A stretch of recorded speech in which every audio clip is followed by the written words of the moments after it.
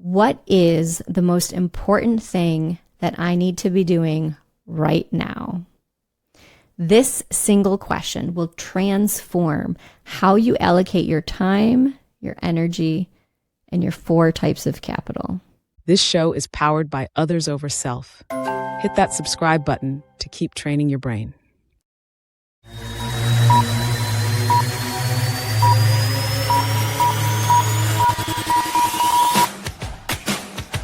From Others Over Self, it's Hardcore and At Ease, a show about people who are keeping their edge without going over the edge.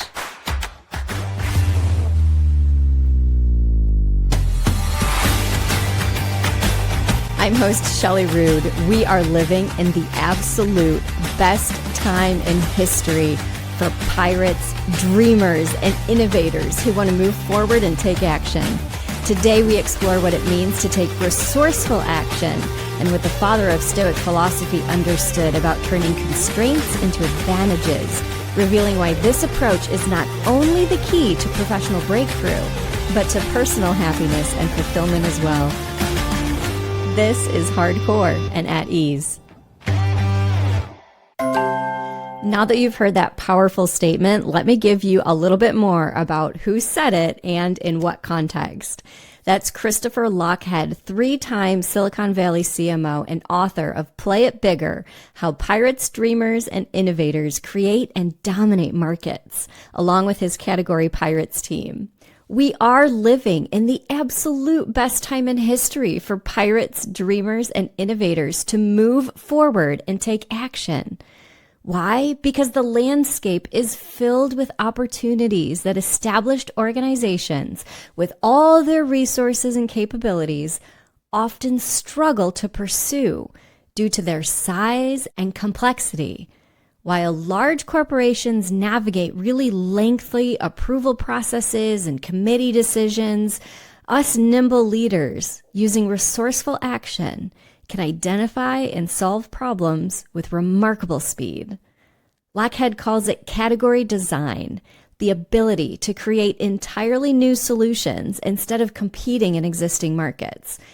And right now, there's unprecedented opportunity to design new approaches while others are focused on perfecting the old ones. But here's what I keep observing. Even in this incredible moment of amazing opportunity, many very capable, high-thinking leaders are getting trapped in scarcity thinking. I keep hearing it everywhere, those ambiguous phrases that signal scarcity mindset.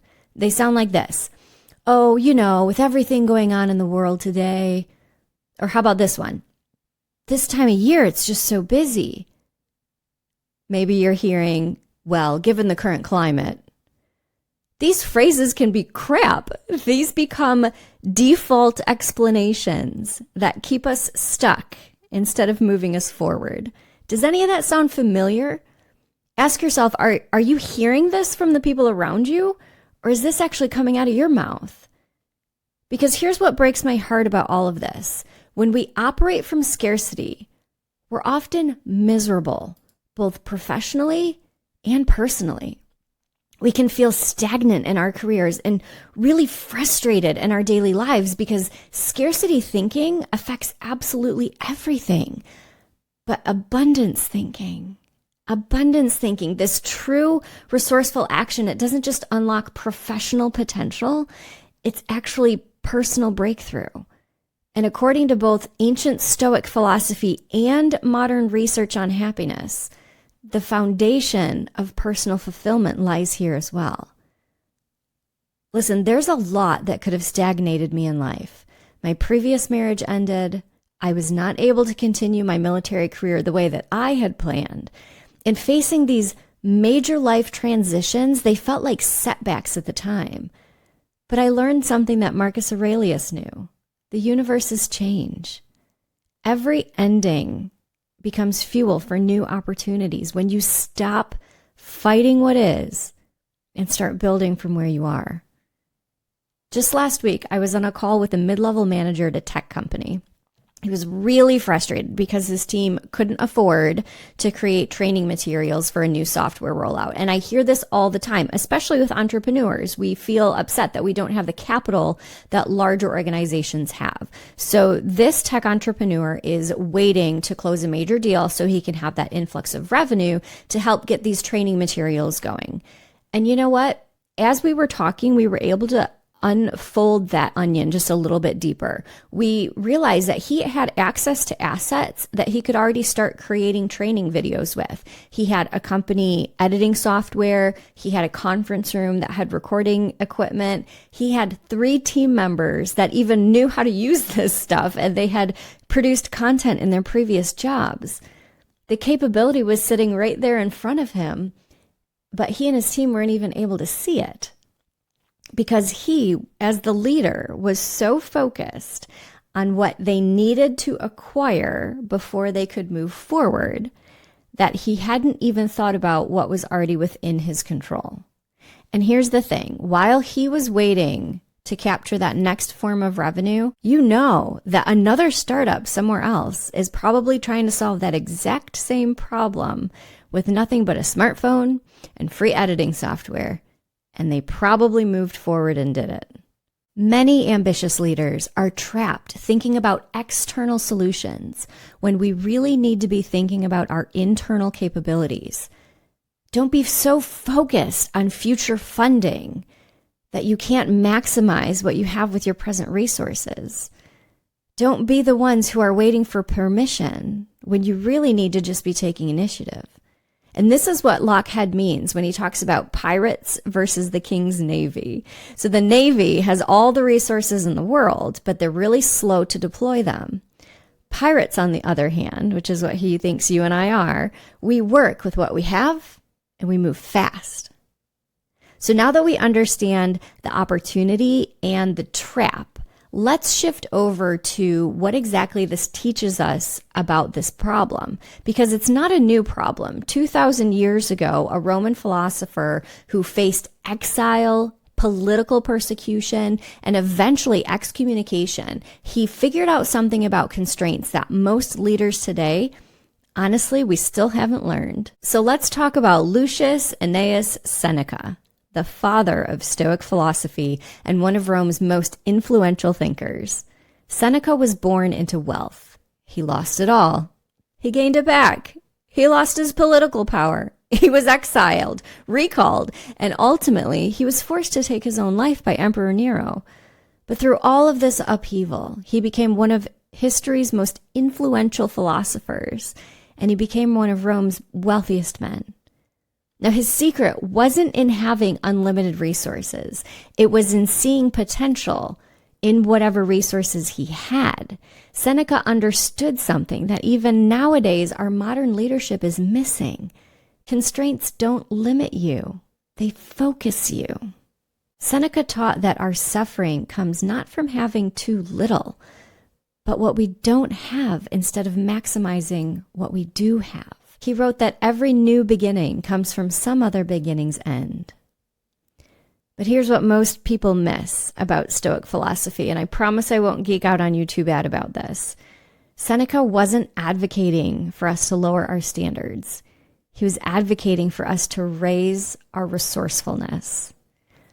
The Stoics believed that true freedom comes from focusing entirely on what you can control. And here's the beautiful connection between Stoic philosophy and personal happiness. Seneca taught that contentment, true, lasting happiness, comes not from acquiring more, but from maximizing what you already have. Modern happiness research confirms this ancient wisdom. People who practice gratitude for existing resources report higher levels of life satisfaction than those who are currently focused on what they lack. This isn't just about professional success, although that will follow. This is about each and every day having energy and purpose instead of anxiety and overwhelm. And when you shift from scarcity to abundance thinking, you stop feeling like life is happening to you. And you start feeling like you're actively creating the life you want or the business you want for you and those around you. And I know this personally. When my military career took an unexpected turn, I could have stayed bitter about that path that have closed. And I do think about it often.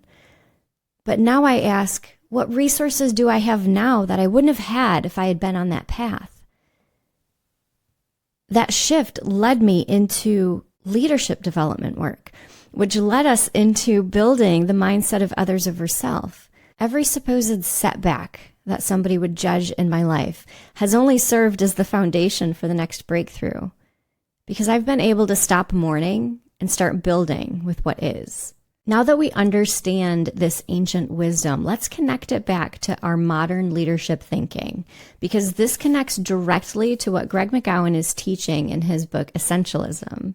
This book has radically shifted my thinking well over the past decade. It's now celebrating its 10th anniversary. And McKeown shows us that the path to achieving more isn't actually doing more things.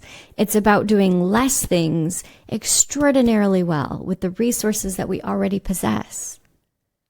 I've read Essentialism probably 6 times now, and every time I go through it, I discover something new about how to eliminate the non-essential so that I can focus on what truly matters.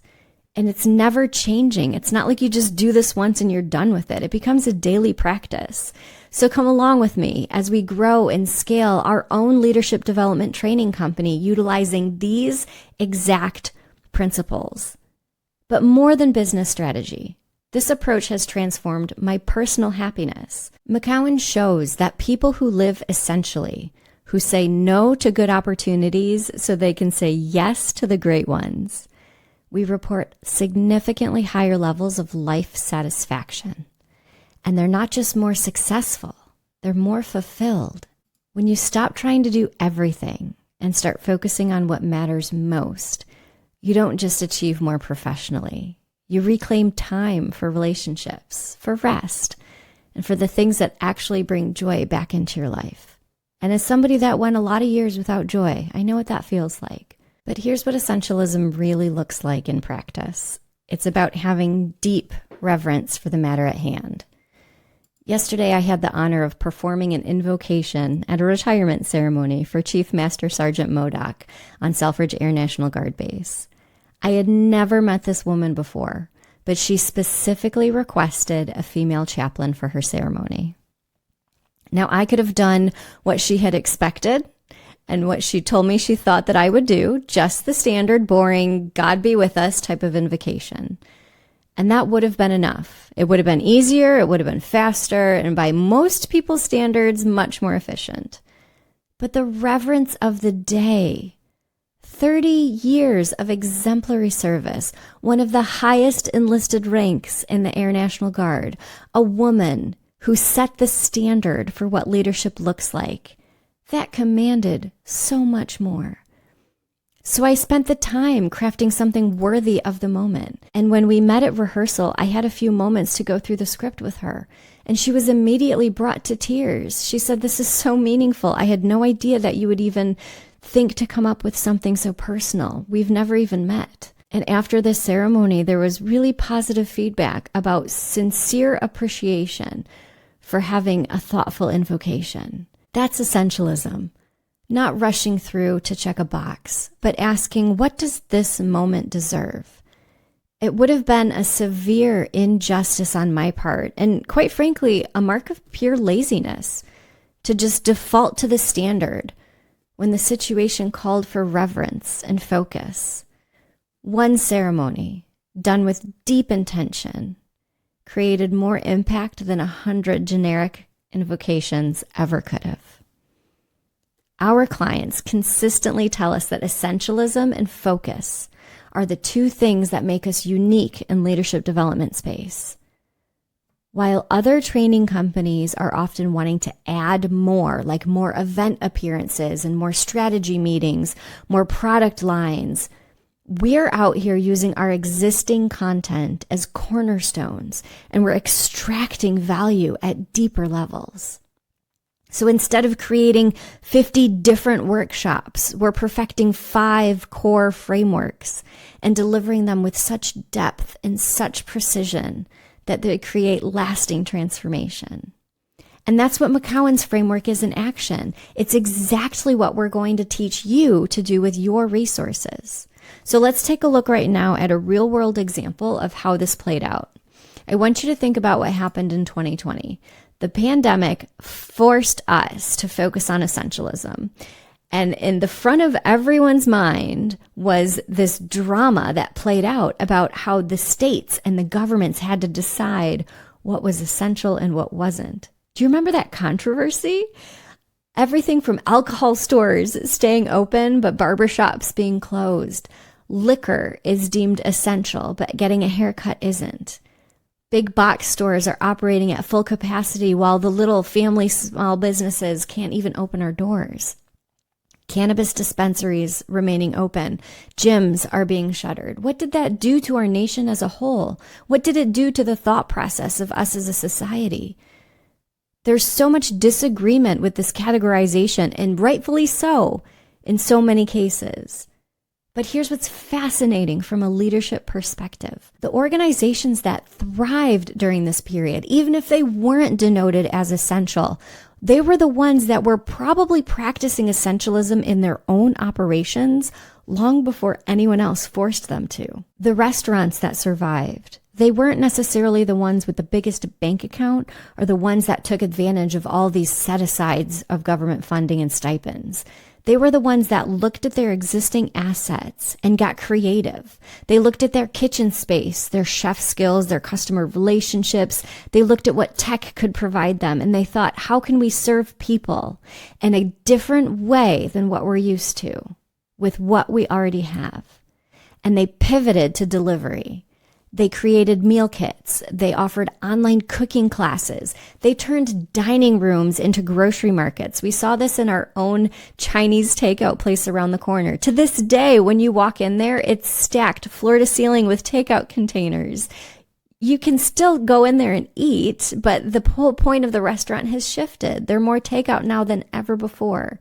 And when I talk with a restaurant owner, they like it that way because they have more freedom. Now, this type of thinking is exactly what we did with Others Over Self during the pandemic. We didn't scramble to create new programs. We went deeper with our existing Hardcore and Addie's framework. We extracted more value from content that we'd already developed.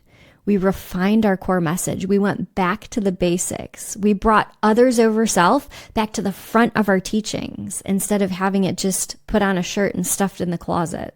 For us, it really was all about focusing intensely on serving our existing community.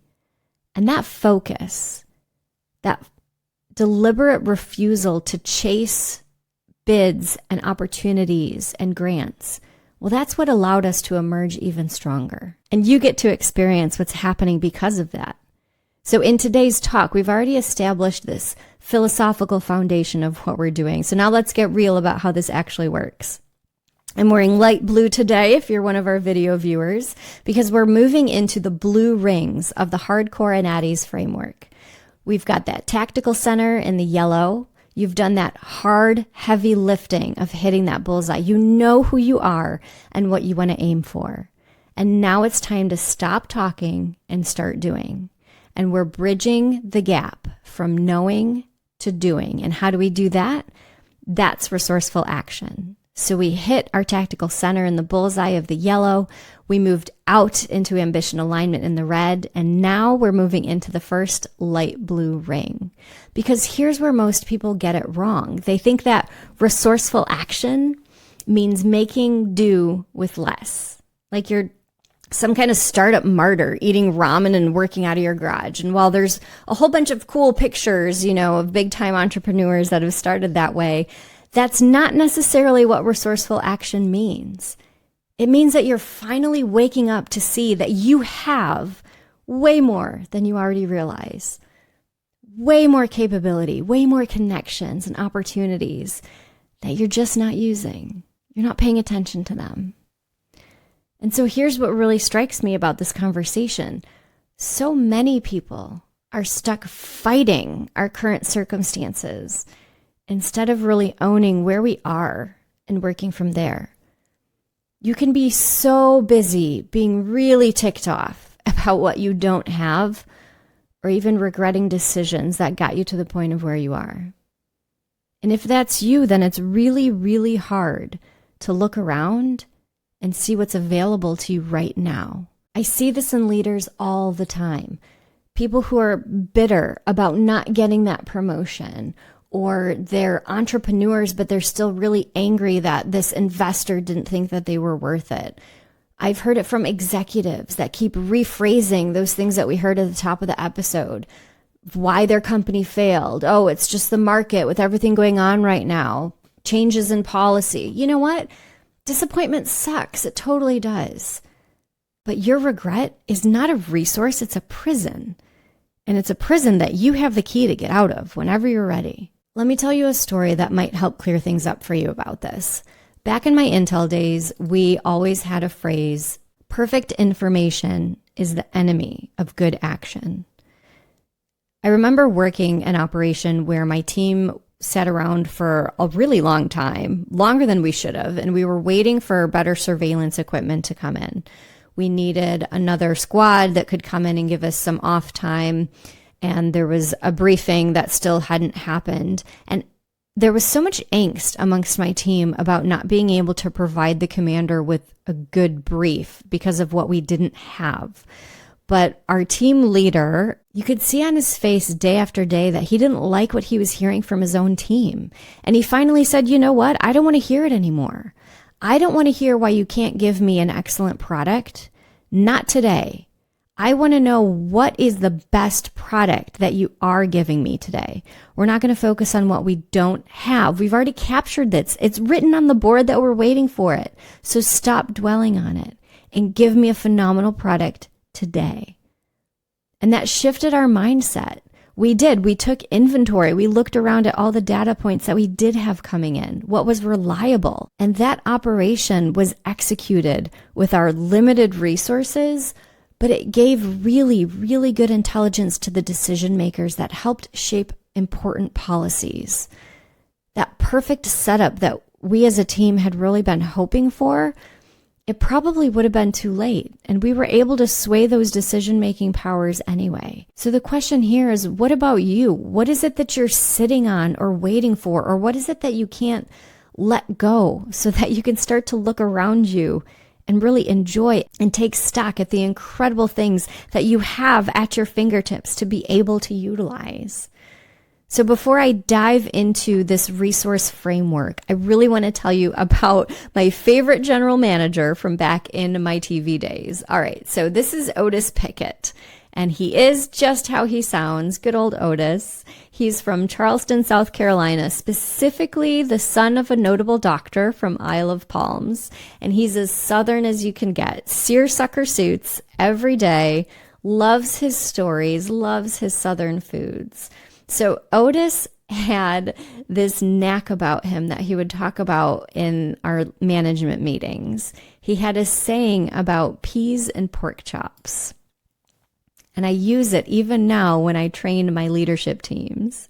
He would say, every pork chop comes with peas.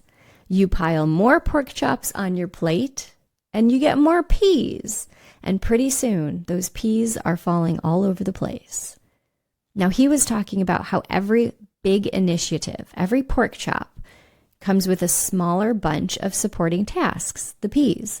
And if you're not careful, you'll be so busy managing peas that you can't actually get to the pork chop.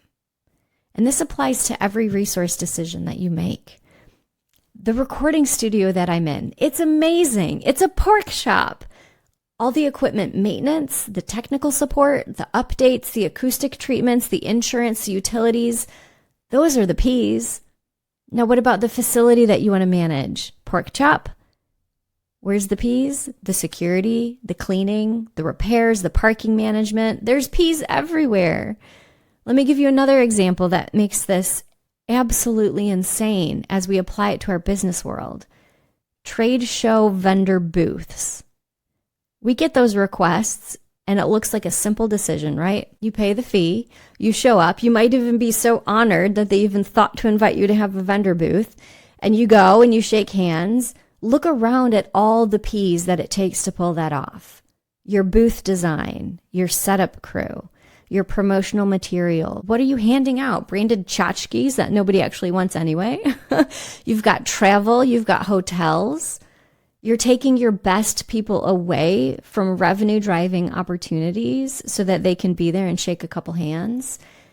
What about the follow-up systems? Are you even going back and looking through the cards that you collected? There's P's everywhere, and you might be so busy handing out those little stress balls with your logo that you completely miss the point. Marketing is supposed to create sales conversations. And I dare you to think about how exhausted you are after your trade show experience and how you've basically spent thousands of dollars to be a glorified greeter. And that's what can happen. That's coordination, pretending to be collaboration. We coordinate all these moving pieces of our P's, but we're not actually collaborating towards the goal, which is finding those qualified prospects and making those deals. So here's what we did with our Woman Veteran Strong program. We support military women, and the group of mine that runs it, we're military women. So we get invited to a lot of vendor shows. We always are asked to put up a table at veteran events and represent the military women, right? We tend to be a very desired niche. But we started noticing that our program representatives were coming back not only exhausted, but they didn't want to participate anymore. They were actually being harassed at these events. And it didn't even matter what type of event. I'm talking professional business networking events, veteran resource events. It didn't matter the type of events. For some reason, being a women's veteran resource table made them a target for harassment. And as a program, this sat really heavy on my heart because I was literally contributing to the problem that we were trying to solve. How backwards is that? So we said no. What do we actually want to accomplish with these vendor trade shows? And the answer was really simple. We want to create safe spaces for military women who feel overwhelmed at these crowded and high-pressure events. You want to know why military women don't come to your events? Because they don't feel safe. They're getting harassed. And we know this, so we're deciding to do something about it. Years ago, we stopped doing vendor tables entirely. And now when event organizers want us, we offer one thing, a care corner. It's a quiet, comfortable space with seating. There's no sales pressure. There's no promotional garbage. It's literally a comfortable place where people can breathe and reset and have genuine, safe, facilitated conversation if they choose to. And the result is that our team loves going to events now. The attendees are really interested in sitting down and chatting with us instead of walking around trying to shove as much crap as they can into a bag. We're actually fulfilling our mission instead of just promoting it.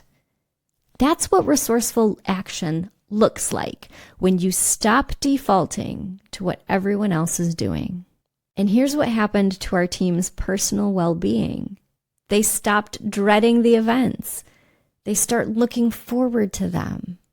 When you align your actions and your values and you eliminate the activities that find you so drained because they don't serve your mission at the core, work can become energizing instead of exhausting. But it takes being brave and being different.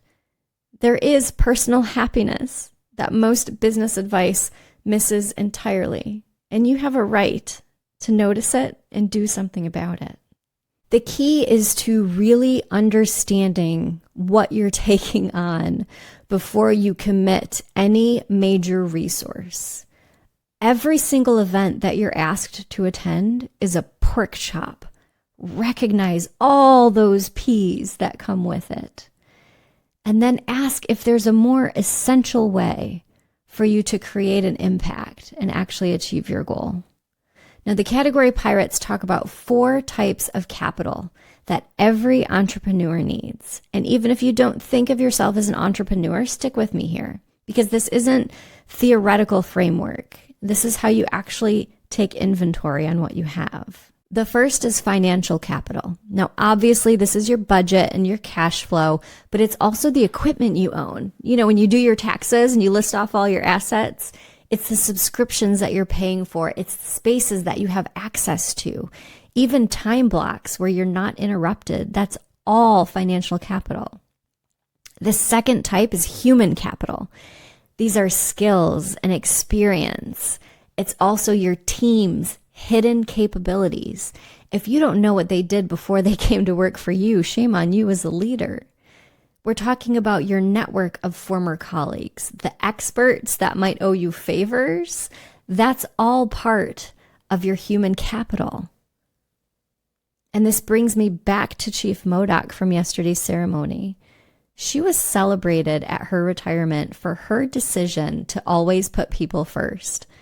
When leadership would get excited about new tasks and new initiatives coming down the pipe, she had this habit of saying, yeah, that's great, but where are the people required to pull it off? What about them? That's human capital thinking at its finest. She understood that every pork chop, every mission, every initiative ultimately succeeds or fails based on the people executing it. So while others were focused on the task itself, she was the voice focused on whether the human resources were truly available and sustainable. That's why she built systems that endured and developed people who excelled. She never forgot that people are your most critical resource, and they deserve the same strategic consideration as your budget and your equipment. Category Pirates also teaches social capital. This is your reputation. It's your ability to move a room. It's what connects you to decision makers and your credibility in specific areas. And the final type of capital is creative capital. It's your ideas, your unique perspective, your proprietary processes, the intellectual property that you've developed, every speech that you've ever given, your problem-solving approach that's different from everyone else's. It takes guts to say, no, I won't set up a vendor table, but here's what I will do. And that's the thing about peas and pork chops. Every major decision affects all four types of capital. You've got a new hire, and yes, that costs money, but it also requires training time, management, energy, relationship building. You want to expand your market? Awesome. Pork chop. Where's your research, your credibility, your building, your partnership development? Everything has P's. Now let's go back and think about Laverne from episode 8, because she's a perfect example of someone who got this right. The pandemic hits, her therapy practice is disrupted, and she could have waited for things to go back to normal, but that's absolutely not what she did. She looked at what resources were available around her, and she took advantage of them. She realized, I have a home office, I have a laptop, I have good internet connection, and I have my skills. And from that, she was able to move forward. And that's abundance thinking. That's what we want to celebrate. She's not thinking, I don't have enough to start a business in a pandemic. She's thinking, what can I do today with what I have today? From Greg McKeown's framework, the question that you ask before any action, is this the most important thing I could be doing with these resources right now?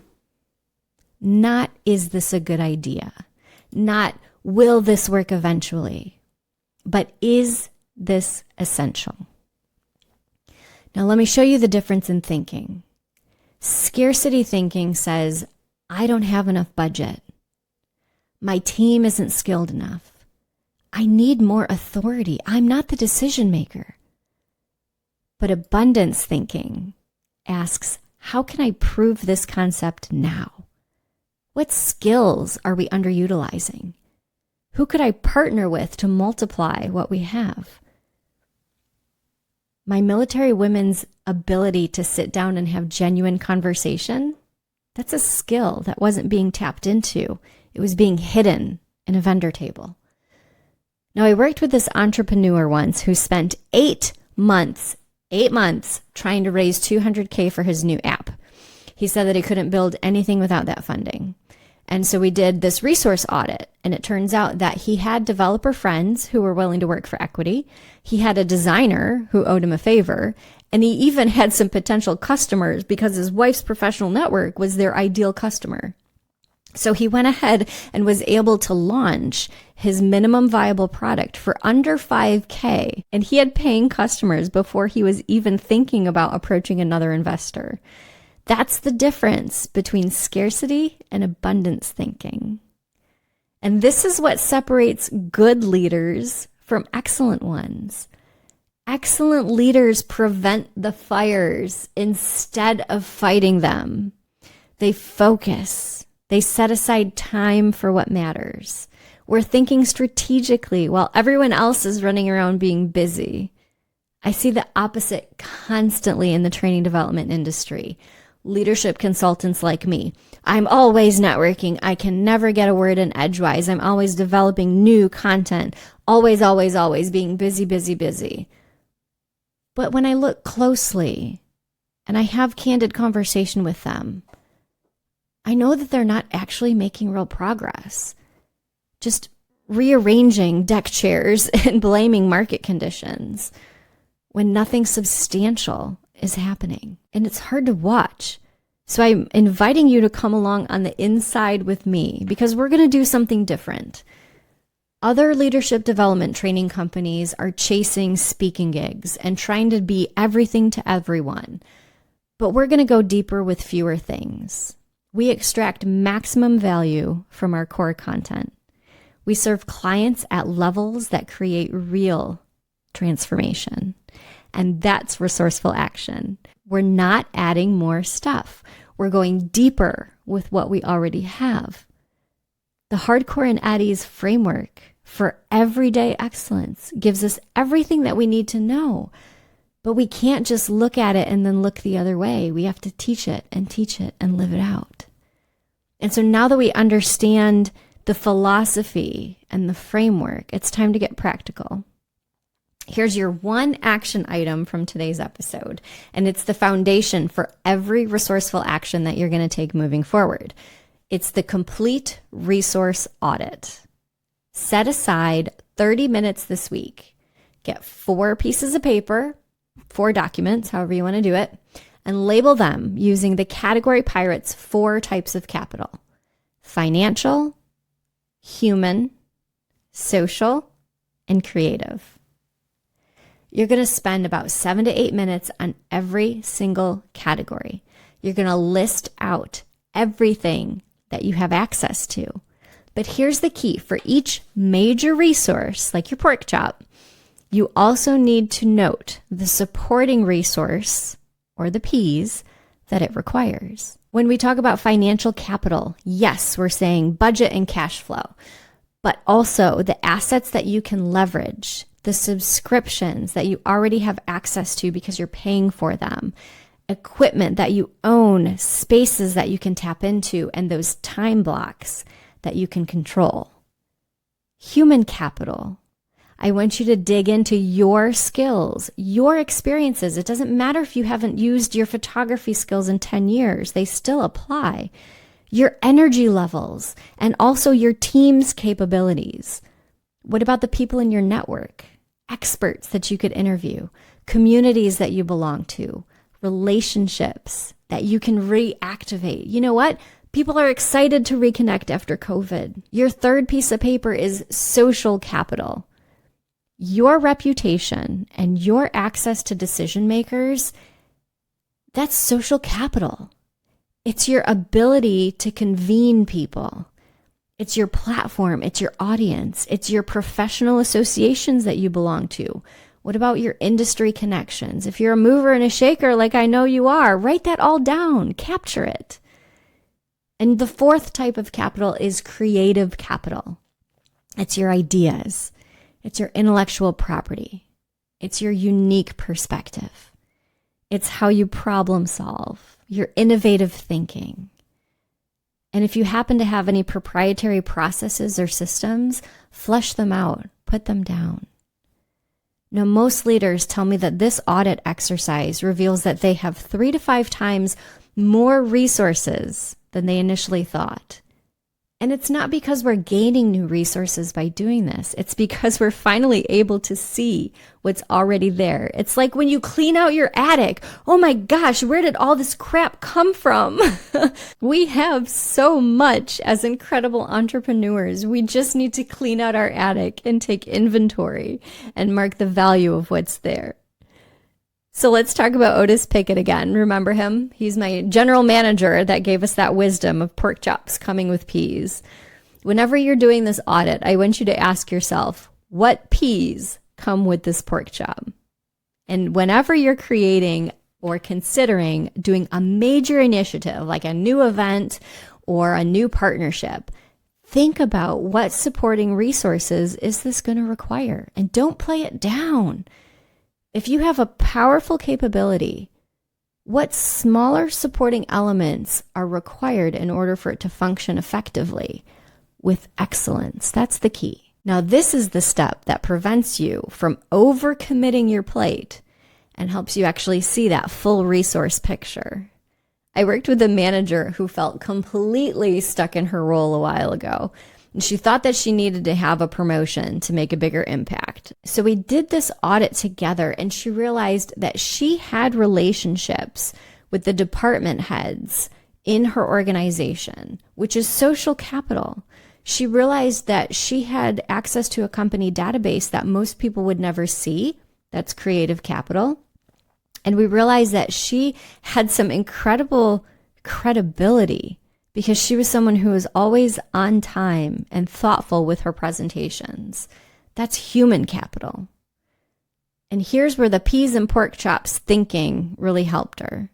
She realized that proposing a cross-departmental initiative would require ongoing coordination, regular reporting, stakeholder management, all of these little P's. And she had all those capabilities also. So 6 months later, she was offered 2 different leadership roles, and the resources for impact were already there. She just needed to be able to see the pork chops and the peas clearly. Once you complete this audit, I promise that you'll start seeing opportunities for resourceful action everywhere. That initiative that you've been postponing, you might discover that you have everything you need to start it today. What about a project that feels overwhelming? You might realize that you have access to exactly the expertise that you need.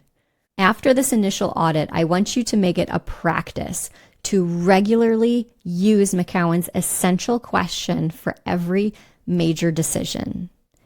What is the most important thing that I need to be doing right now?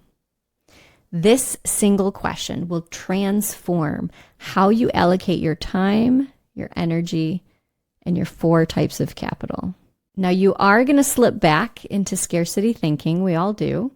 And when you catch yourself saying, I don't have enough, I want you to pause and pull out that audit and ask, what do I have that I'm not fully using? A really, really good and personal example of this was after the birth of our 3rd child. I was feeling very physically inhibited. It was a very difficult childbirth. Even walking came with a lot of hurt.